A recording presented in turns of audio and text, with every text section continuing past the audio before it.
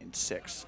As we take a look ahead at the men's Varsity 4 Division 2, Division 3 final on the course. But Eli, I wanted to hear your thoughts as well on some of the advice that you might give to younger athletes looking to continue their rowing careers after school. I mean, I think, very similar to what Caitlin said, the biggest thing to keep in mind is there is no one path to a national team. There are people who, make a national team right out of college. I didn't make my first national team until almost like 10 years out of college.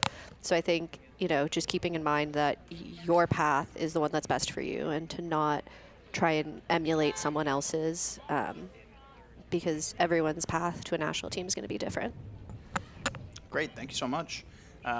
Again, just a quick lineup here for this men's Varsity 4 Division 2, Division 3 final. From right to left on your screen there, in lane 1 is Gordon College. Lane 2 is Ithaca. Lane 3, Case Western Reserve. Lane 4 is also Case Western Reserve.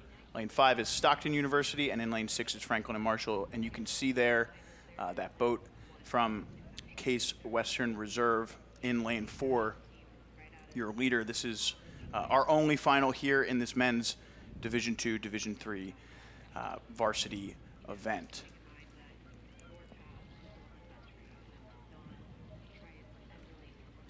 Nice shot there of the boats from Ithaca and Case Western.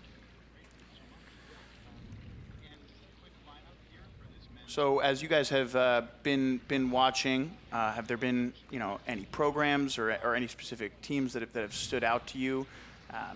And if so, if not, what have some have been the highlights of this weekend so far? Outside of meeting some of the rowers, in terms of the actual racing, has there been anything that stood out to you about this race? Obviously, it's early in the season, but it's still cool to get a sense of where some of these programs are at. As a para rower, I would just want to say how awesome it has been to see para events at a big college regatta like this. Mm-hmm. I think para rowing is still growing, but it's been really, really cool to see, inclusive doubles, PR3-1, PR3-2, or PR2 events at a big college regatta like this. And I think the more that we can do as a sport to support para rowing just sets us up for, the best position for LA and, all the Paralympic Games that come after it. Yeah, that's great. That's super interesting. And we were talking a lot earlier during the inclusive double about how, the sport has grown so much in the last 10 years, where you're starting to see, college races that you never would have seen before include these events. That it's such a fascinating sport, and for a sport that there's a lot of talk about how it can be more inclusive. It's really exciting to see. You mentioned LA. That is in a couple of years. Do you guys have your sights set on LA coming up?